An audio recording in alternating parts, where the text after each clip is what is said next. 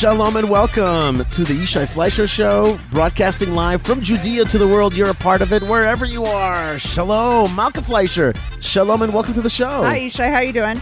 I'm doing great. It's been a wild day and a wild time. We'll get to the fact that a Jew was murdered 2 days ago and was buried yesterday, which was very harsh. And also that there was a protest not far from where we live of like raucous folks from Tel Aviv who came in to protest against judicial reform, but actually to protest against. So they said, right? Or they we'll say, tell you about what they really came to protest, right? Or what they say at first, but when you challenge them, just when a you tad. Scratch just a little bit, but Right. under the surface is something different entirely. Yeah, Malka, it's been a very busy time for me. I also got a little bit sick, but you healed me with a lot of chicken soup, vitamin C, Tehillim, and some doses of Star Trek together, and that allowed me to get better. So I want to thank you publicly for You're helping welcome. me. I want to thank. So I try not to waste money and keep to the budget and everything, but there is this one thing that I buy that I just treat myself to. Yeah, what's that? It is pre-peeled garlic. Garlic, which I do not have to peel myself. Yeah. Costs more, substantially more, but I love it. All right. So you should really thank the good people at the garlic peeling factory. Because of them, I was able to put serious quantities of garlic into the chicken soup, hence the healing. And here we are. If only somebody if there would be a measure of how Jewish you are through your chicken soup, if they could take an extract and put it through some genome thing and be like, Malka's chicken soup is the most Jewish of all chicken soups. Oh, like a 23andMe for your for soup? chicken soup, yeah, like to be like, I think ding! it's up there. Yeah, no, your chicken soup. I don't want to brag or anything, but I'm bragging it's for you. pretty Jewish. Yeah, it's pretty Jewish. So if you're sick, maybe you could send some kind of thing in a bag out there in the world, like a tabachnik soup or something, because your soup is a healer. Thank you. And that was that. I'm still a little bit coughing. I'm only saying that because there's so many things going on. I'm flying out Saturday night. I'm going to be at the Besheva conference in New York City. I'm going to be at the Israel Day Parade. Wow. So I got a lot going on that end. And then I'll be going to California. I may be in Panama. I may be going to Panama next Saturday, next really Shabbat. Cool. I know, I'm excited. I'm going to Google what to buy in Panama after this. Yeah, I don't know. And have you do that. That's right. So I'm excited about that.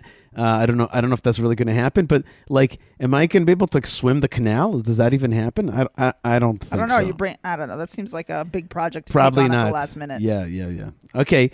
And no, I'm probably going to. So there's just all these things going on, and we just had Shavuot. And it was beautiful, and we were in Hebron, the Jewish community of Hebron, and the tomb of the patriarchs and matriarchs, and the tomb of Ruth and Yishai. Which is looking great, Yishai. Which is looking great due to tremendous efforts, partially led by me, thank Hashem. I've had the zchut, the merit to be part of it. And that's been really fun. And just a lot's going on, Malka. But the greatest gift of them all is to be in action, in the effort to beautify and strengthen our land together, and to push the Jewish narrative forward. So let's just go back to some of the issues. First thing is the protest that was near our house. There's like a political figure that lives not so far away, and the protesters came 6:30 in the morning, started making a lot of noise. So we went down there. We went down there again and again and again. First thing is that I went out there peacefully. With protest signs. We went out there. I first went out by myself. Then you came after me, right? I was happy.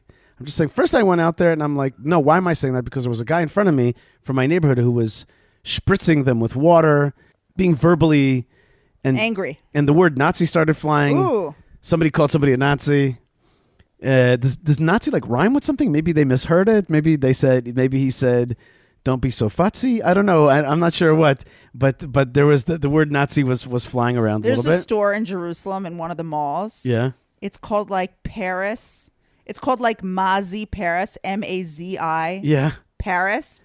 I can't walk in there. And it's Mazi. I can't do it. There's something about that. Do you know what I cannot stand? Hugo Boss. I see Hugo Boss. My my. Why you don't want to buy a nice Nazi uniform? Hugo Boss was the designer of that's why they the look so SS sharp. uniform. Yeah, they do look sharp.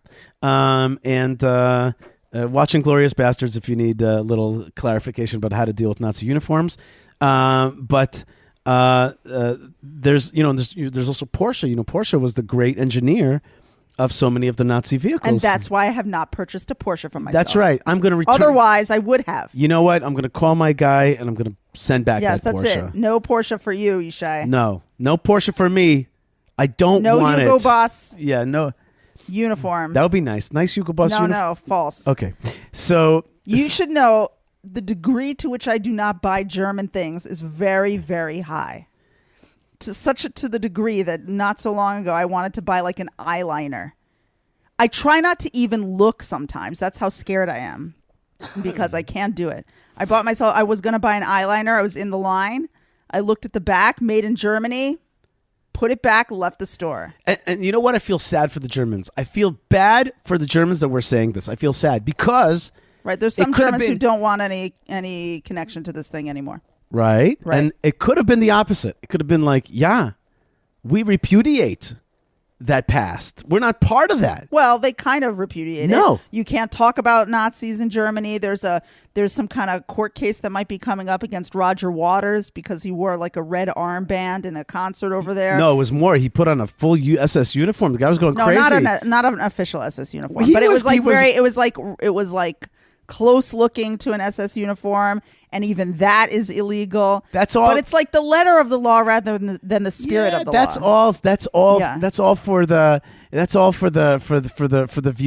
viewing audience. If you knew what the money that they're sending to anti-Israel organizations, the jihadism that they sponsor, the land takeover that they sponsor, the anti-Israel narrative and blood libel that they sponsor, okay, and the pro-Iran, pro-nuclear bomb stuff that they sponsor, they could forget it. Okay, we are not that dumb, okay? Fool me once, Right. And like really, do me a favor, taseli tova, as we say here in Israel. Okay, do me a favor. We know who you are. We know what you're in favor of. I'm always saying, whenever I meet Germans, I go, Yishai's idea for Germany is very simple, which is neutrality. We should be neutral on Israel issues. I tell you what, don't be neutral. Be neutral for just 6 million hours. Okay? After 6 million hours... Yeah. Then you can say whatever you want. Oh my gosh. That's the deal. Sound good?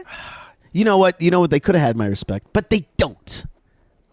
They don't. Do not. Okay, next. Don't forgive. Don't forget. Yeah. I mean, I would forgive. What? I would. No, I would not. Okay, let's go on record saying that I will not forgive and I will never forgive. First thing, I never understand that. It should be don't forget, don't forgive, because first, obviously, is to forget. Like, you should will never forget. It doesn't matter. Okay. Second thing is, I would forgive if I thought... Not forgive, because you can't forgive. But I think what you mean is put the past behind us and move forward. That's what I mean. If I sense that these people were like, we repudiate that past, and now we are strongly either pro-Israel or neutral on Israel. Right, make the break. That was then, this is now. Right, but we can't go into this is now because this is then. Right, they're still doing the same stuff. Just as somebody said to me years ago, and I don't remember who, and I still use this term, and every time I say it, people are like, whoa, they're outsourcing the Holocaust. Yeah, our hands are clean, but we pay money for other people to do it. So lo toda, no thanks, bye bye. Anyway, but there are, by the way, many beautiful Germans who love Israel, who are part of the story. I meet them all the time. If they're making an eyeliner, then I will be happy to buy that eyeliner. Very good, Malka. Thank you for saying that. We spoke to the protesters outside, and it was clear yet again that. The issue is not about judicial reform per se. It's really about religion and about the sense that they think that they're going to be limited, their freedom is going to be limited, and that basically, as I caught a few people, what I kept doing during the protest is I kept on just talking to people until they would say something crazy, and then I would just say it out loud. This is what this guy just said. So one guy says to me, "My father built a state." I'm like, so that's what this is about. Your father built a state. The state is yours, right? And he's like, I'm like, your father built it, and therefore we, our kind, shouldn't take over. Is that what you're saying? You. Right, so that was one. So that was one, and that was obvious that that's what actually he meant. He meant your kind, the religious kind, should not take over the countries. That was one. Another lady says to me, I said to them at the end, I'm like, you guys want to go out and eat something? We've got great kosher restaurants downstairs. So this one lady says, I don't eat anything that's marked kosher. Wow. That's what she said. eat? And I said, or like establishment that's like kosher that, that pays the rabbinate. I said to her, look, everybody, she's against kosher. This is exactly what we're saying to you guys. You guys are detached from Judaism. Look, she said, I'm against eating kosher. Other people were like, no, kosher's okay. Right? Because there were a lot of, so yeah. Wait, let me finish. Right, I'll give one more example. I was just, I don't know, somebody called me. I said, Achi, my brother. So some guy yelled at me, goes, Ata lo ach sheli, you're not my brother. So I was acting extremely nicely at the protest. Just very, I had my posters, but I was just talking with people. People were shaking my hands. We were just talking. And I go, hey, this guy just called me not his brother. Why is that? Why do you come to my town and you make such a balagan, you make such a mess, and now you're calling me not my brother? Why? What's the point? What are we, like, why would you say that? We are brothers. Why can't we have a conversation? What, you're protesting? This is not democracy? So people were like, no, you are our brother. People were like, yeah, sorry. Like, and then... Right, there's actually a lot of division inside. One last story. You tell a story, then I'll tell a story. This is my last story. Okay. Some guy towards the end was arguing with me. I said to him, listen, you guys in Tel Aviv, because he was a Tel Avivi, I said, we think that you guys have lost touch to Judaism. He goes, no, we haven't. So one lady says, she goes, you don't have to know Jewish texts to be connected to Judaism. And the other guy next to her was like, no, it's kind of important to know Jewish texts. And then this other guy says, I go, you guys are disconnected from Judaism. So I said to this guy, I go, look, I don't want to hurt your feelings. I really don't. I'm just asking you honestly. Please answer me honestly. What is the Jewish month? What is the Jewish month? I asked him. So he goes, and then he was like, and he tried to make a calculation with Shavuos and stuff, and I was happy he knew that. And he goes, Iyar. I'm like, no, it's the month of Sivan. He goes to me, which date? I go, Yud Aleph. And I said to him, look, you're even in good stead that you know the months. But most Tel Aviv Jews don't even know what Jewish month we're in. And I'm saying there's a detachment. And that really did impact him. Anyway, at the end of the protest, I want to hear your stories. At the end of my side of where I was at the protest, They shook my hands and they left. And I kept saying to them, may we see a strong state of Israel, a strong Jewish state. May we see it together. And what can I tell you? A little bit, kill them with kindness. Kill them with kindness. Because partially, some of them just want to be heard. Some of them are actually scared that like the religious turn of the country will leave them aside. And some of them are progressive sickos who like want to like completely take away the Jewishness of the Jewish state. But that's not. But a lot of them are not that. They're just old school Zionists who feel disenfranchised. Malka, what's your story? So I also was out there. I came a little bit after you. And when I got out there, it was after like the heated beginning of the protest in which some of the people in the neighborhood where the protest was happening got like a little bit ruffled, the feathers. But I came after the feathers already got smoothed down a little bit. And I came out with a sign that said, we support the judicial reform. Because I thought that the protest was about the judicial reform. But nobody that I spoke to, one person, sorry, that's not correct. One person spoke to me about the judicial reform. All the other people that I spoke to did not speak to me about that at all. What they talked to me was about Judaism, how Jews are identified, how the nation of Israel is identified, what they perceive as horrible discrimination against secular people, and how right-wing religious people are violent. So I'm standing out there, and the first person who comes up to me, as I recall, was a woman who was very upset, and she said that I'm violent. And I'm like, what? I'm just standing here. Like, what? And I don't even know what we're talking. Like, I haven't even talked to you, let alone yelled at you, let alone touched you. Like, I'm not violent. And she's like, oh, well, I applied for a teaching position in religious schools, but they didn't accept me because I'm secular, or maybe because I'm a woman.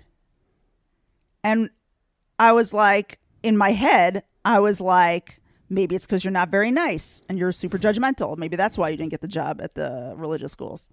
But she was very upset. And then another person came up to me and said, he was nice. He wasn't angry. He was not angry. But what he wanted to talk to me about was who's a Jew. His thing is who's a Jew. He doesn't like the idea that a person who says they're a Jew isn't necessarily considered a Jew by everyone else. In his mind, if you say I'm a Jew, that's good. You're a Jew. And of course, the Jewish law and Jewish tradition over the course of thousands of years does not accept that interpretation of who's a Jew. A Jew, according to Jewish law, is a person who is either born as a Jew through a Jewish mother or a person who makes like a real conversion. And the conversion is dependent on a lot of Torah study and the acceptance of the core values and practices of the Jews. He was upset. Now, then another person came up to me, and this one was a surprise. He goes, have you ever met a Christian who's not a Jew? And I kind of paused for a second because I thought maybe I didn't, Hebrew's my second language. I thought maybe I didn't understand exactly what was going on. And that was the weirdest question I've ever been asked. So I'm like, what? He's like, have you ever met a Christian who's not a Jew? And I'm like, yes, I definitely have. I grew up in the United States with oodles of Christians who are definitely not Jews. And he's like, all Christians are Jews. And I basically didn't continue. Like, I literally kind of pivoted on my foot and walked away because, like, I don't even know what to say to a person like that. Like, that is a big non sequitur at a judicial reform protest. But B is like, how do I even talk to you about the fact that is so utterly not true in so many ways? Then another person was upset about Arabs not being called Am Yisrael, the nation of Israel. Okay? He says that Arabs in Israel are part of Am Yisrael. There is a truth to that. In a sense. Said so. Right. I went with my belief, right? Because we're all just people with our thoughts and our feelings. Especially you. Okay, yeah. So I'm like, actually, I don't think Arabs are part of Am Yisrael. I think they're part of Medina Yisrael. They're part of the state of Israel, and they are part of the state. Right. But I wouldn't call them part of the nation of Israel. Right. Just like even my very, very best friend, I would not call part of the Fleisher family. Right. Like, I might love them, and they might be incredible, and I might want to have them over every day for the rest of their life. You would say she's like family. Yeah, or like, but they are not. They are not. You're not in the Fleisher family, even though you're just the best. Yeah. That was another one. And then, the last conversation I had with somebody was about religious coercion. Oh, they told both of us that had this been a right-wing rally and they were a few left-leaning folks inside, we would have murdered them. And we're just like, what? No. Like, don't, like... I said it's just like, what? I said to them, I'm where like, do you get your ideas I also said from? to them, I'm like, you do know that you're a tiny little left-wing rally within a right-wing town. Yeah, you have not been murdered yet. Is anybody murdering you? Like, what are you talking about? In fact, I invited you inside to go to the bathroom. Right. I don't know if that constitutes murder. Another person was like, we will stop you. We are the majority. I said to them again, I'm like, you're a tiny little bunch of folks inside of our big right-wing town here. What do you think you're stopping? Like, you don't want to listen to the results of the elections. You're anti-democratic. Right, you're literally not the majority. Right. So then this one person who was very nice, his name was Ami. He was an older gentleman, and he was very concerned that he was the only person I spoke to who actually talked to me about the judicial reform. We didn't talk about it in depth at all. Right. But his whole idea is that he doesn't want there to be a dictator. He wants the balance of powers, and he's concerned about that. Right. Even though you could sit and explain to him why that's not really an issue with the judicial reform, even still, that's his thing. Fine. Okay? He's worried about that. But then he goes on to tell me that he's also very worried about religious coercion. Mm-hmm. That he's very worried that his his grandchildren will be forced to live a kind of lifestyle that they don't necessarily believe in, but that they are mandated to follow. I told him that he doesn't need to worry about that so much. Mm-hmm. Because, so here's something that I found interesting and might be like the conclusion of the whole idea, which is that these people who come from way outside the religious world, they really don't understand us. And when I mean that they don't understand us, I don't mean that they're stupid. I mean that they like are so not like from this kind of life, and they don't have any way to connect into it. They don't experience it. They don't have the conversations at the Shabbat table. They don't understand the really like huge diversity that's within the Torah observant world. Yeah, another guy told me, he's like, well, you guys don't go to the army. I'm like, we all go to the army. I'm a paratrooper. Right. So then he goes, no, you guys will go for 1 year. And it happens to be one of my neighbors walked by, a young guy. I'm like, bro, where were you in the army? He's like, Sayar de Goz. I said to this guy, I'm like, what are you talking about? What are you saying? Like, but it really comes from like true ignorance, which is like isolation away from us and from our lives. I also explained to Ami that they're really like, they have like totally weird ideas about religious people, and they like circulate it amongst themselves, and it's like a broken telephone, and they pass it around and they pass it around, but they don't have experience with religious people. That's right. So that's important to know. And then on top of it, I told him that within the religious world, they have to know that, like, we also don't want religious coercion. Right. There is a wide array. We all understand that you don't light fires on Shabbat, and we have other certain things going in the mikvah and lighting Shabbat candles and, keeping kosher, eating kosher food. But even all the interpretations of how you do all those things are pretty broad. Not very broad, but pretty broad. But there are some things that they have to know that even within the religious world, right, there are big discussions about what the future of a religious Jewish country, of a Jewish identified country would look like. And we're not one giant monolith that's coming at the secular world and looking to enslave them and chain them up to, and come into Tel Aviv and measure the length of people's skirts and, go into their houses and check the hechsher of their food. That is not what we're about. By the way, today, coincidentally, is the gay pride parade, in Jerusalem, which is clearly... Speaking of religious coercion. It's clearly not in the interest of the vast majority, overwhelming majority of Jerusalemites, Arabs, Jews, ultra-Orthodox, Sephardim, they're whatever. Not in favor. People don't want it, but they're forcing it down our throats through secular coercion. And it's, you know what I mean? And it's, and the truth is while there is no consensus on what is a halachic state, it's pretty clear to most faithful people, Bible-oriented, Torah-oriented, God-oriented people, Orthodox-oriented people, that the gay challenge is a very hard challenge. The gay challenge? It's not even that anymore. Gay is like the easier one. Yeah, it's the easy one, right. It's at least they know. I was laughing with some friends recently. I'm like, gay is like the Republicans of the LGBTQ. They're like, wait a second, I'm a girl who likes girls, but I know I'm a girl. I'm like practically a Trump voter. That must be a weird place to be for them. Anyway, go ahead. I just wanted to say that I was giving a class. I gave a lot of classes recently. I gave a class, and the kids asked me, they're like, well, what about progressive values? And I said to them, listen, the truth is, it's a challenge to us. And that's what Hanukkah's all about. It's all about like pushing back against progressive values, especially in lifestyle values. These things are a challenge to Torah. They're anti-Torah, and so therefore they really are a challenge.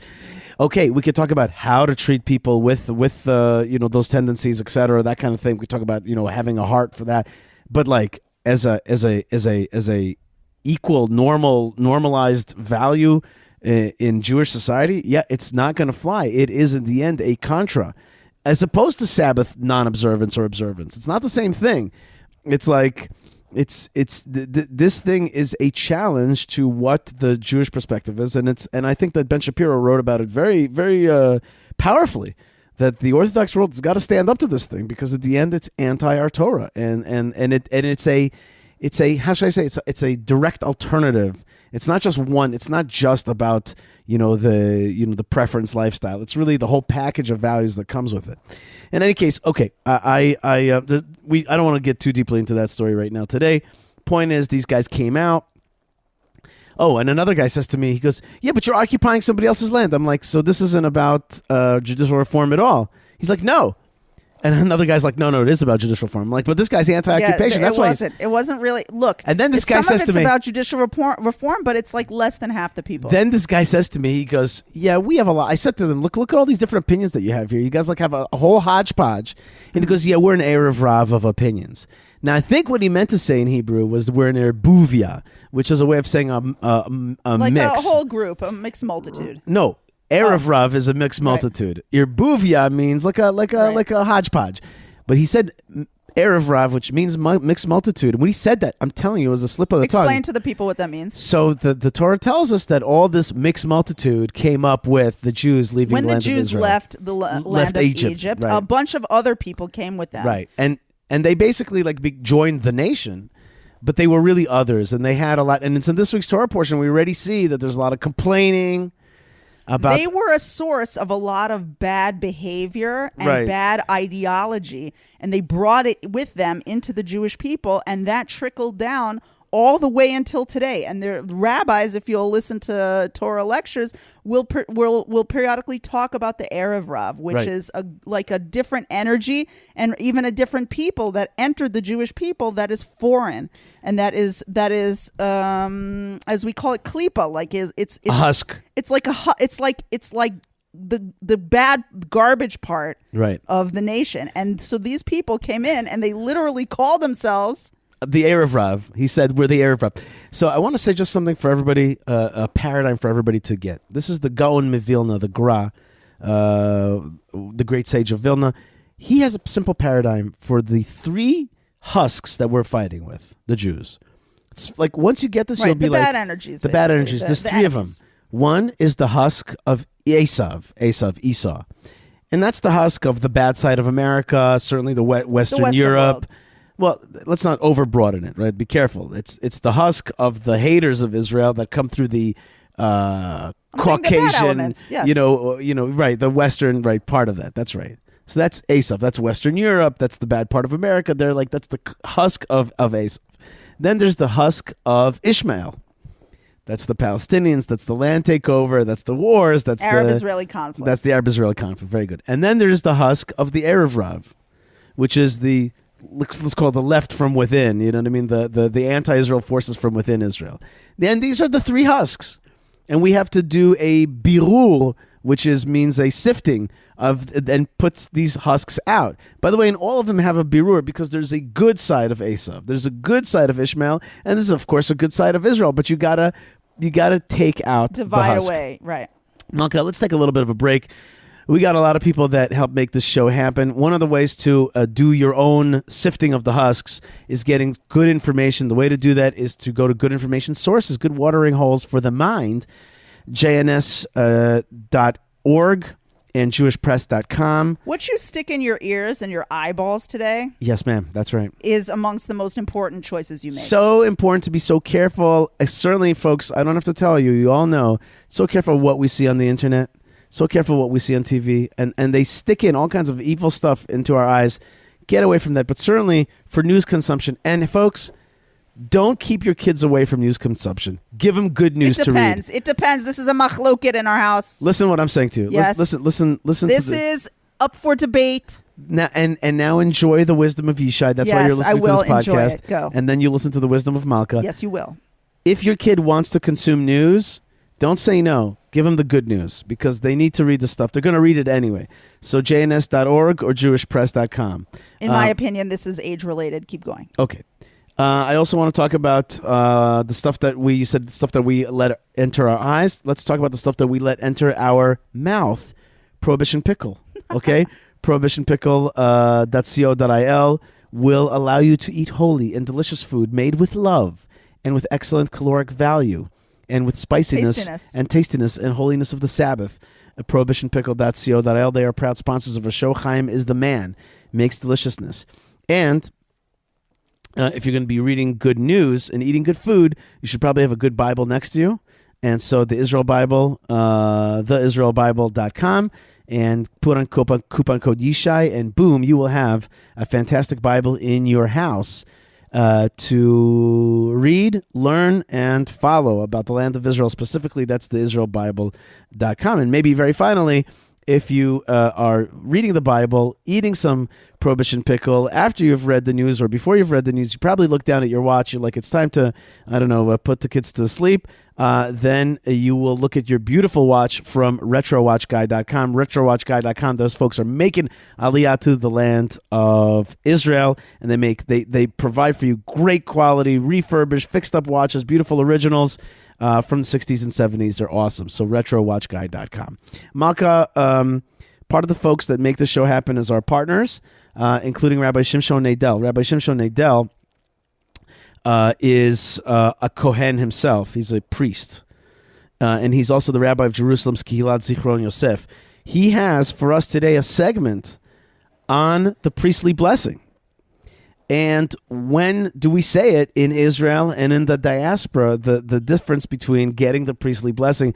One of my favorite things to do in the mornings is to be in prayers and receive the priestly blessing. Rabbi Shimshon Nadel is going to give us the learning of the Torah, and he himself is a priest to give us the priestly blessing. Rabbi Shimshon Nadel, take it away.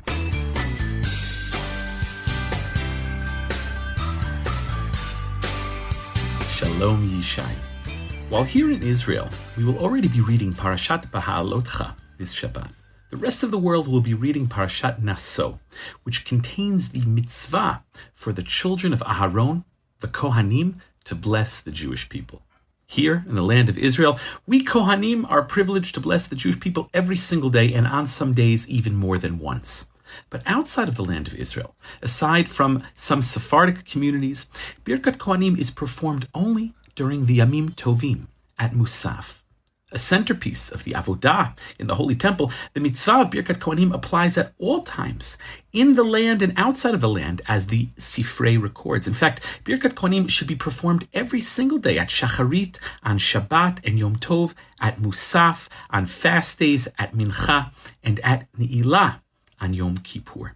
According to the Talmud, a Kohen who does not bless the people is in violation of 3 positive commands. So shall you bless, say to them, and place my name upon them. But based on a passage in the Talmud Yerushalmi, many explain that this transgression is limited only to where a Kohen is called up to ascend, but does not do so. Nevertheless, it expresses the importance and centrality of this mitzvah. If Birkat Kohanim is so important and so central, why isn't it performed daily in the diaspora? And why is there a difference between the custom here in Eretz Yisrael and in the diaspora? While not formally required by Jewish law, a custom developed in medieval Ashkenaz for the Kohen to immerse in a mikveh before Birkat Kohanim so that he may recite the blessing in a state of purity. Over time, it became difficult for Kohanim to immerse daily. Some explain that the custom developed to perform Birkat Kohanim only during the Yamim Tovim, before which people were accustomed to immerse. Rabbi Ephraim Zalman Margoliot gave a different reason. He explained that the issue is the status of Kohanim today. Since today, Kohanim are not miyuchasin. They cannot trace their lineage directly to a Kohen who served in the Holy Temple, but instead Kohanei Chazakah. They are Kohanim because their father was and his father was, etc. So therefore, he explains that the daily practice was stopped over a concern for a bracha levatala, making a blessing in vain, and the prohibition of having a non-Kohen possibly perform the Birkat Kohanim. Nevertheless, he writes, we allow Kohanim to perform this mitzvah on Yom Tov so that the Torah of the Kohanim not be forgotten, and they not violate any of the mitzvot related to the Kuna.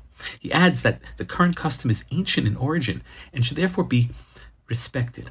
But according to the Chatam Sofer, the reason why Birkat Kohanim is not performed daily in the diaspora is the quality of our prayer. He writes, quote, the whole week we are occupied with thoughts of livelihood and sustenance, and most of our prayers are without kavanah, proper intent, and full of distraction. Tefillah, prayer without kavanah, is like an unwanted korban, an unwanted offering, unquote. Tefillah today is in place of the Avodah, the service in the Holy Temple, just as Birkat Kohanim, the priestly blessing, required a proper Avodah in the Beit HaMikdash, so too today it must be accompanied by a proper Tefillah. The Chatam Sofer therefore continues and writes that we bless on Yom Tov when all are free to concentrate on their Tefillah. Similarly, Rabbi Moshe Sternbuch explains that as part of the Tfilah B'tzibur, the communal prayer service. Birkat Kohanim requires a minyan to pay close attention and answer Amen. Today, many are so distracted and don't pay close attention during the repetition of the Amidah. Therefore, he explains Birkat Kohanim is performed only during the Yamim Tovim, when, again, people are not distracted and are able to pay attention and listen and answer Amen properly.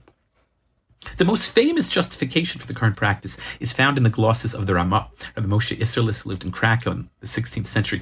He writes, quote, "The custom in all of our lands is not to lift the hands, not to observe this mitzvah of Birkat Kohanim, except on Yom Tov, since we are immersed in the simcha of Yom Tov, and one of glad heart should bless, as opposed to most days, even Shabbat during the year, when we are occupied with thoughts of livelihood." Now, while many have accepted the Ramah's explanation, one can ask the following question. Since when do we push off an important mitzvah because of a preoccupation with livelihood? Were the previous generations less preoccupied with their livelihood? Are the Sfardim, or the B'nai Eretz Yisrael, those of us living here in Israel, who maintain the daily practice of Birkat Kohanim, any less burdened by material concerns? The Ramah Mifano, a very important Kabbalist, strongly criticizes those communities who did not perform Birkat Kohanim daily, calling it a minhag garua, a bad custom. He writes that those who justify the custom do so with a weak argument which has the strength of straw. Rav Yosef Karo, the Beit Yosef, also criticizes this practice, calling the stringency of immersion before Birkat Kohanim a practice not mentioned in the Talmud and a stringency which leads to a leniency. The Beit Yosef also offers a real yasher koach to those communities in Eretz Yisrael and in Egypt who continued to practice Birkat Kohanim daily. The students of the great Elijah of Vilna, the Vilna Gaon, record how their master was intent on restoring the daily practice of Birkat Kohanim in Vilna. They maintain a tradition that the Gaon would say he would travel from one city to another, being mevatel his own Torah study, foregoing his own Torah study, if he could only restore this mitzvah daily, blessing the people. Rav Chaim of Volozhin testified about his teacher, the Gaon of Vilna, that, quote, "A number of times our teacher wanted to institute Nesiat Kapayim, the priestly blessing, daily in his Beit Midrash, in his academy, but could not do so. One time in the middle of the day, he decided that tomorrow the Kohanim will lift their hands and bless the people. On that very day, he was imprisoned and charged with a false accusation. It appeared as if this was a sign from heaven." Rav David Luria adds that when the Vilna Gaon was freed from prison, he didn't want to try and restore the custom again. He saw it as a sign from heaven. But Rav Chaim of Volozhin himself, the Vilna Gaon's prime student, tried to restore the practice. But as the Netziv relates in his Meshiv Davar, the night before they were about to begin, the synagogue, together with half of the city, was destroyed in a fire. This too was understood as a sign from heaven. Others attempted to restore the practice as well. The Chatam Sofer testified that his Rebbe, Rav Natan Adler, who himself was a Kohen, would perform Birkat Kohanim in his Beit Midrash daily. And according to tradition, the Baal HaTanya, Rav Shneur Zalman of Liadi, the first Lubavitcher Rebbe, also attempted to reintroduce Birkat Kohanim on a daily basis. The Aruch HaShulchan, Rav Yechiel Michal Epstein, laments, quote, "There is no correct justification for our custom to prevent the positive command of Birkat Kohanim. But what can we do? It's as if a bat kol, a heavenly voice, issued forth, not to allow us to raise our hands and bless the people the entire year. I have received a tradition that two of the giants of the previous generations, each in his place, desired to perform Nesiat Kapayim each day. But when the set day arrived, the issue became confused and they were unable. They said, 'We see that so it was decreed from heaven.'" But when they settled in the land of Israel in the early 19th century, the students of the Vilna Gaon were successful at reestablishing the daily practice of the priestly blessing here in the land of Israel. While this custom has proliferated through most of the land of Israel, some of the Ashkenazi communities up north in the Galil, places like Tzfat and Tiberia, only perform Birkat Kohanim on Shabbat and Yom Tov at Musaf. In his Ir HaKodesh v'Hamikdash, Rav Yechiel Michal Tukachinsky writes that it is unclear why the custom in the Galil should be any different. It would seem that while the students of the Vilna Gaon held sway over Yerushalayim and its environs, the Hasidic community, who who settled in the Galil at that time chose to maintain the prevalent Minhag Ashkenaz there and not institute daily Birkat Kohanim. According to some authorities, even the communities outside of the land of Israel can benefit from the mitzvah of Birkat Kohanim performed here in the land of Israel. Rav Aryeh Tzvi Frumer explains that the Shaliach Tzibur, the one leading the prayers outside the land of Israel, in the diaspora, he serves as a shaliach of sorts, a representative for the Kohanim when he recites the priestly blessing as part of the repetition of the Amidah, of the central prayer. And since we have a principle in the Talmud, Shlucho Shel Adam Kmoto, one's representative or messengers like himself, it is as if the tzibur, the community, is receiving the blessing directly from the lips of the Kohanim themselves. In fact, some authorities even suggest appointing a Kohen to serve as the daily Shaliach Tzibur, the daily prayer leader in the diaspora, in order to have the blessings emanate from the mouth of a Kohen. According to the Talmud, the blessing emanates to all Jews out in the fields unable to be present during the priestly blessing.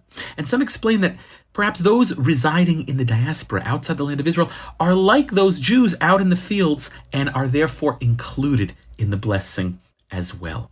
Rav Moshe Sternbach even suggests that one residing in the diaspora should ask a Kohen living in the land of Israel to keep him in mind during the daily Birkat Kohanim.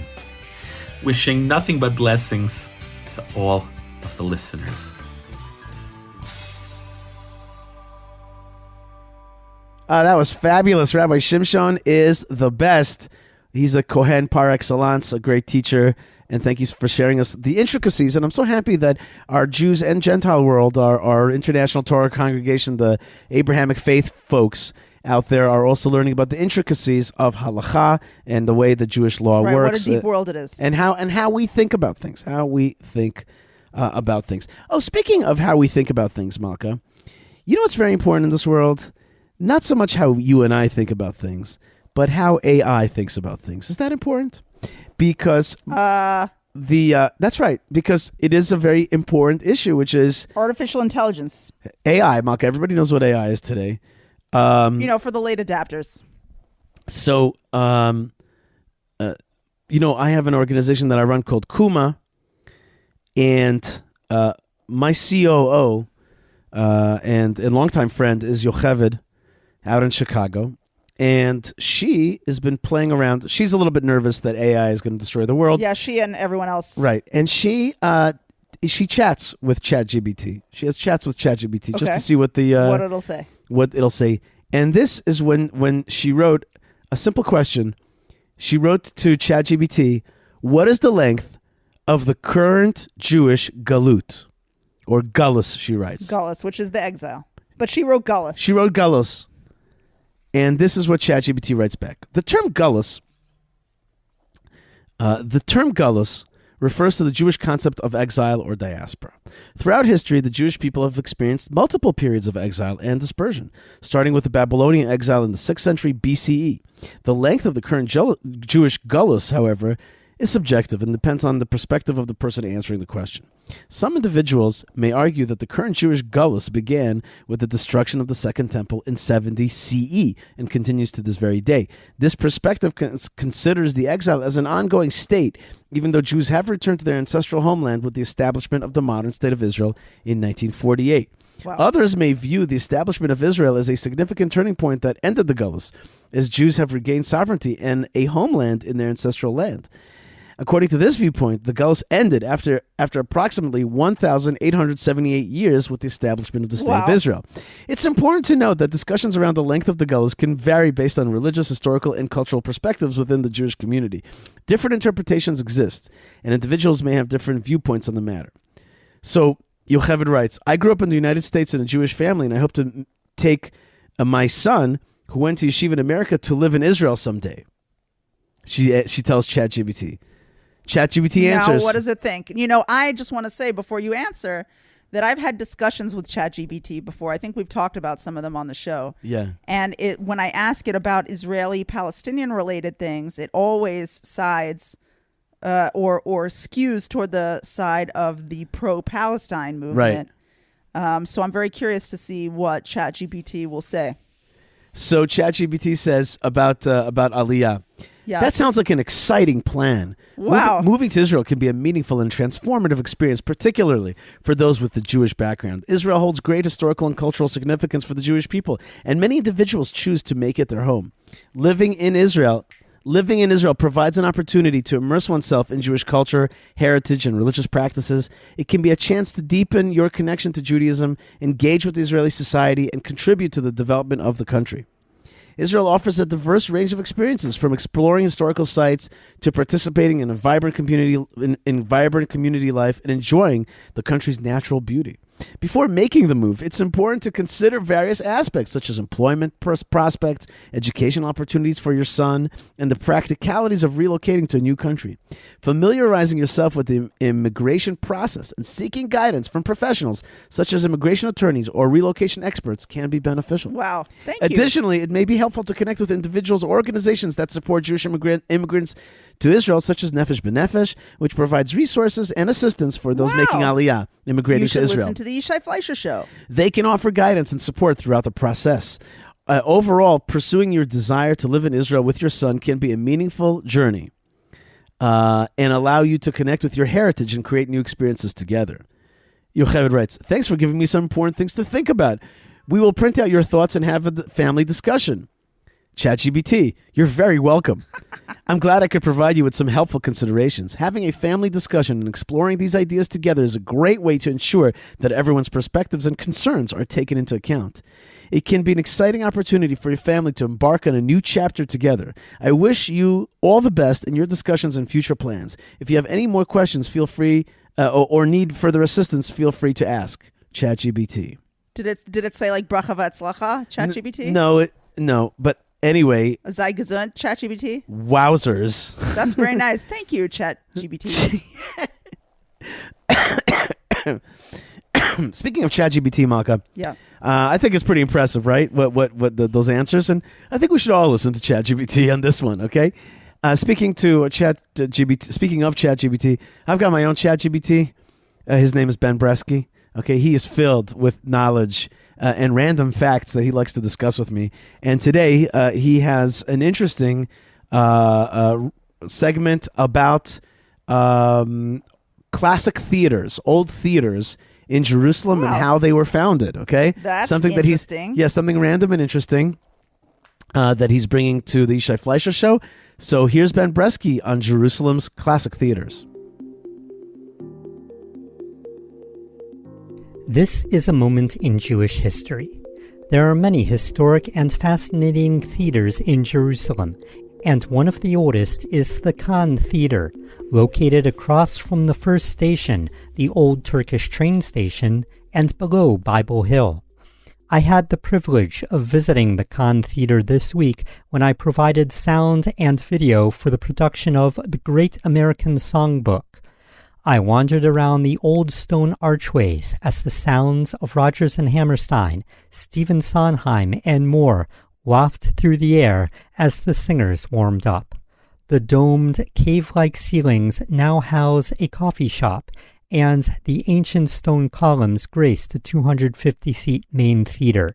A giant round stone used for pressing olives sits in the courtyard surrounded by greenery.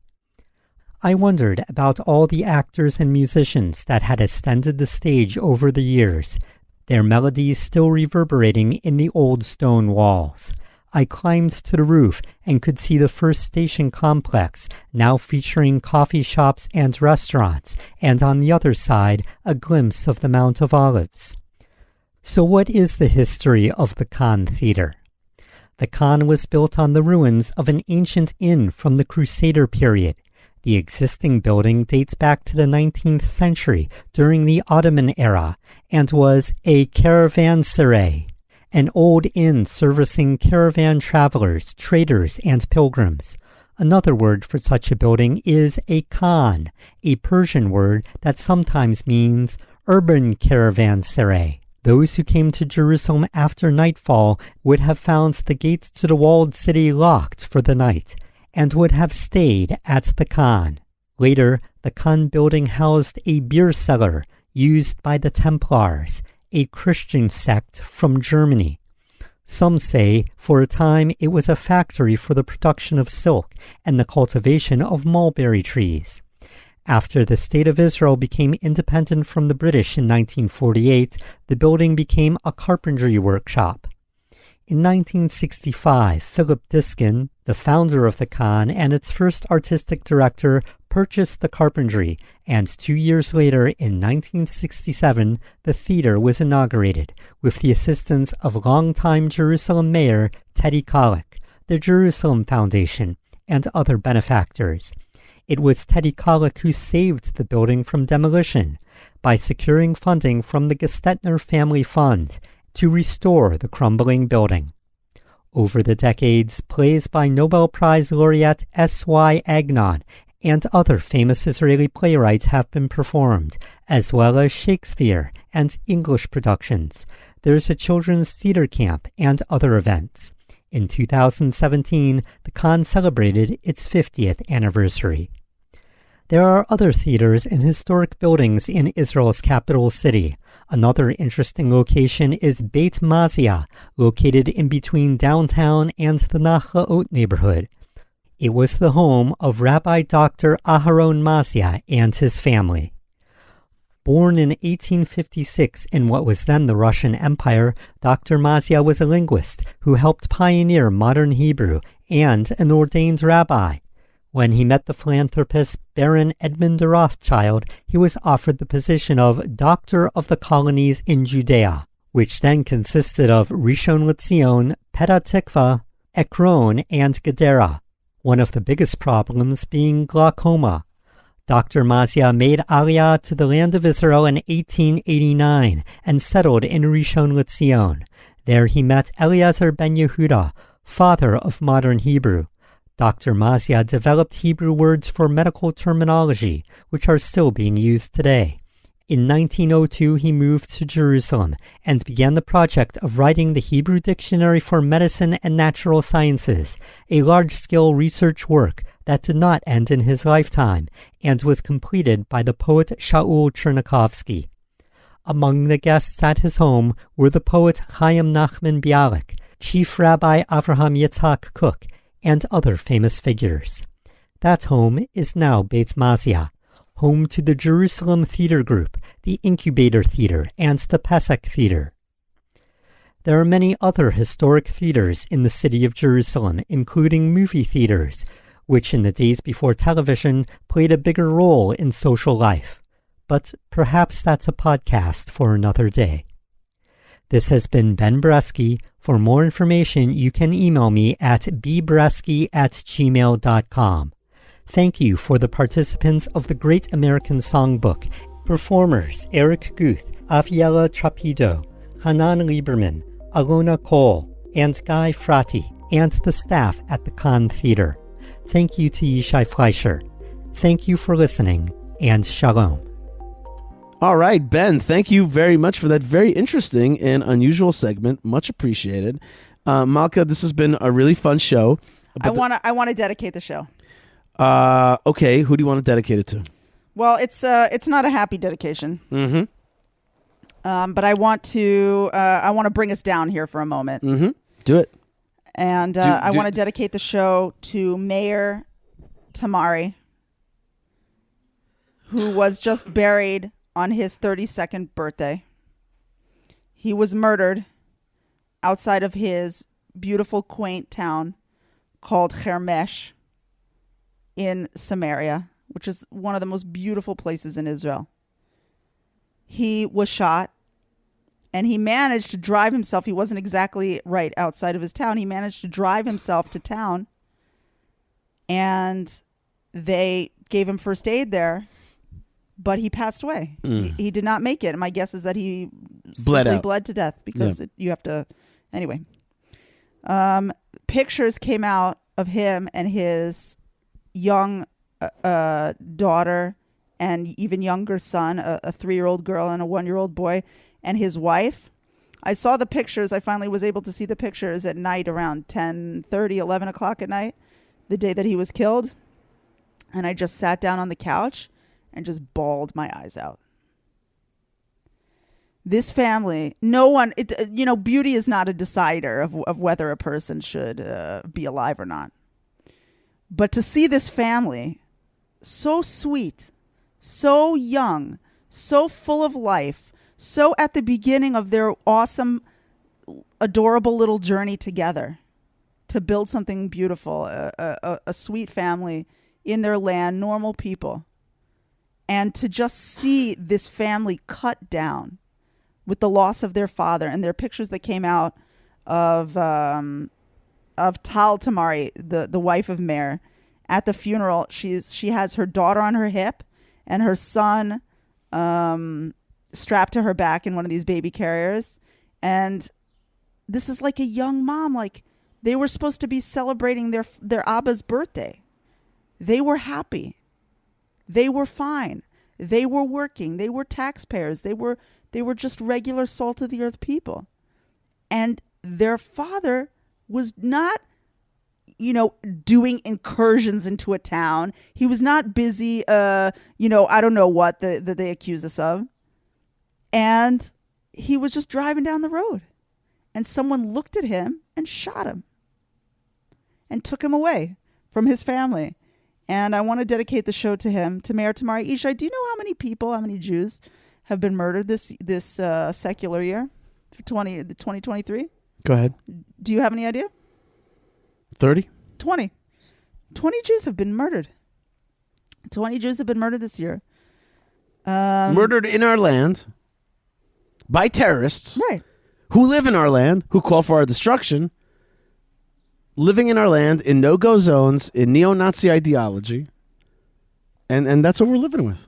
Right, and this is only... I don't even have complaints against the jihadist terrorists. I'm just like, State of Israel, what the heck? Yeah, what's wrong with us? Yeah, what is wrong with us? What is the deal? I don't blame them for doing what they do. I blame us for not doing what we do. There's so many things I'm upset about, but like that's one of them. Like there are murders. Tamari's murdered. The bank rates have hiked up, and they said that the banks are making their biggest their biggest earnings in years. And at the same time, people are like, costs of food, costs of mortgage have gone up skyrocketing. Well, these are not the same. No. But it's not the same. But the state of Israel is supposed to. They're not the same. But the state of Israel is supposed to provide for our welfare. Here's what Tal Tamari said at the funeral. Okay, I'm just going to read a little bit. She writes, "You were supposed to be 32 years old today. Instead of wishing you a happy birthday, I am now alone with the children. It doesn't make sense that our children won't be able to see your light. I hope I can make it through this. Experience you more, grow with you, and learn from you your goodness, your honesty, and your willingness to help others," she eulogized. "This is an unfathomable reality. All that remains for me to do is to instill your values in our children. And I hope I will succeed. We are supposed to live in Israel safely and be able to return home to our families safely. That's right. Any other reality cannot be accepted." That's right. That's exactly right. Right. Malka, that was, you brought us low and rightfully so. We had a fun show and a happy show, and that is life in the land of Israel. The land of Israel is fun and happy, and that stuff is not fake. No. You're absolutely right. We have to come back down sometimes. And recognize that the struggle is real, and that our brothers and sisters are being treated in the most cruel way. And we can't just our brothers and sisters idly by. We are being treated in a cruel way. Right. We have hateful jihadism in our land, which is killing our people. And we have European and other support of it. I mean, I get moidalized on Twitter just to see the hate and basically over and over again. If you don't know this clearly, the murder of Tamari was stated very clearly by people on Twitter, but he was a settler. Right. Well, there's tons of that. Look at our Twitter accounts, Malka Fleisher, Yishai Fleisher. Go to our Twitter accounts. Right. You'll see it. People will say it, and they're not ashamed. No, they'll like say he it was very a settler. openly. Right. And but what's the difference? But here's what people don't know. If you ask those folks, the pro-Palestinian folks, when did the occupation begin? They always say 1948. So what they mean is what they mean is right. What they mean is they're telling you that this Jew was killed because he's a settler. Right, but in actuality, they mean they're all settlers, right? It's all just a game for them. Right. If it was someone in Tel Aviv, they wouldn't be putting his picture up, on Facebook and talking about the injustice of it all. No, of course not. So, and they'd be like, "Oh no, he's a soldier." Right. He's something. They'll find something to say. And they're right. We are Jews in this land. We are all settlers. Right, and we're all a threat soldiers. to them. Right. The Torah portion Malka is Ba'alotcha. Actually, in America, outside of the land of Israel in general, they're one behind. They're in Nassau because of Shavuot. So this lead for a few weeks we'll be out of sync. Different, yeah. Which annoys me. I don't like it that we're out of sync. I wish there was a way around that. Especially when you're going on a trip, right? Yeah. For me it's bad. Because then I end up missing a Torah portion. And you double up on one. It just annoys me. But Ba'alotcha is a very tricky Torah portion because on the one hand, it has the light of the menorah at first, and it has the word Kuma, Hashem will arise and fight his enemies, and then suddenly there's a turn where for the first time we're really seeing God's anger at the Jewish people. God burns the Jewish people. They reject the manna. Maybe it was the Erev Rav. There's Moses. He himself is like, take me out of your kill me. Right. He says, kill me in this Torah portion. And you're like, whoa. It's like everybody settle down. And that's the book of Bamidbar in the desert, the book of so-called Numbers. I think that's one of the worst incorrect namings of a book, certainly in the Bible. Exodus is fine. Genesis is fine. Leviticus is okay. Deuteronomy is a good name, but it's just not clear for people in English. But Numbers, it should have been called like the Jewish call it in the desert. But in any case, this is the Torah portion. They're like one namers, Desert. But the problem is that this is the Torah portion where some of the dark stuff begins. Where we see the cracks. That's why I call the book of the Bamidbar, I call it the book of Jewish politics. And you're going to see a lot of challenges to Moshe Rabbeinu. You're going to see a lot of challenges laid against him by complaining Jews who want to go back to Egypt and to eat the leeks and the onions and the stuff that was back there. Return us to slavery, plug us back into the matrix, and don't bring us out of exile and into redemption. Redemption is scary and with a lot of responsibility. But we are not going to go that path. We are going to go the path of going with redemption, with this time that we're in. We're going to enjoy this light. We're going to be leaders in this light. We're going to refract and rebroadcast and reproject this light into the world. We're going to hagbir. We're going to add to this light. We're going to be part of this light. That's what I want to bless everybody. I want to bless everybody to be like, listen, there's a dark side and there's a light side. I make a pledge and a commitment to be part of the light. I make a pledge and commitment to not only enjoy the light and to know it, but also to rebroadcast it, to refract it, to send it into the dark corners. I also want to thank Malka, the good folks at High on the Har, which help you get to the Temple Mount with holiness and with properness and with fearlessness, to know how to do it and to know where to do it, how to do it, when to do it. And that's highonthehar.com, and they're doing a great job of bringing you to Temple Mount. If you're coming to the land of Israel, don't miss your chance to go to Temple Mount. It'll rock your face. It'll change your life. It'll leave you with a spiritual suntan forever, and that's going to be something that you're going to thank me for. So that's highonthehar.com. But if you're not ready for that, you can also just go to their website and learn about it more. That's right. Very good. Thank you, Malka. Very good. Highonthehar.com. And, of course, no visit to Israel is complete. Sorry. No visit to the land of Israel is complete without visiting the tomb of the patriarchs and matriarchs in Hebron and the Jewish community of Hebron.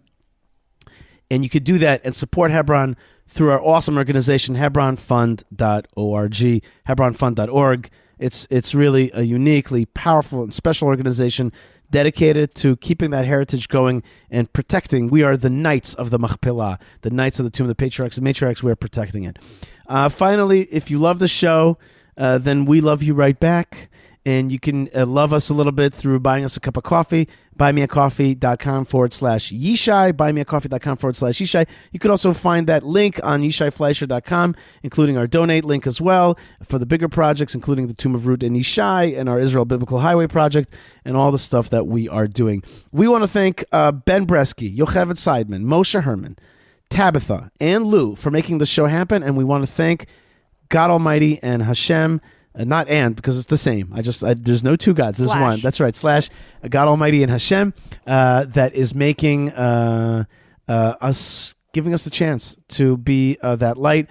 Malka, let's also you dedicated the show. Let's do that dedication one more time for the neshama. Go ahead. All right, Meir Tamari. Meir Tamari, may his neshama continue to spread light in this world. May he find peace in the next world. May his wife and children grow up in some kind of embrace. We just bless them for good, and may we hear good news about that. And may our forces find and destroy his killers, and also find and destroy those who would do things like that, or don't even think things like that.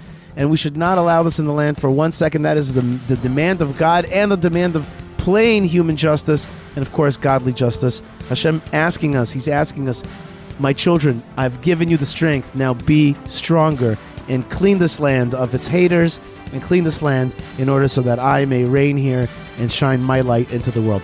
All right, folks, you are listening to the Yishai Fleisher Show. Malka Fleisher, thank you so much for being with us. Thank you so much. Rate us show so that we can keep getting out there, getting that message out to the world. God bless you, Malka. Thank you very much for being with us and giving us lots of strength. Shabbat shalom. All the best and blessings from the land of blessings, and shalom.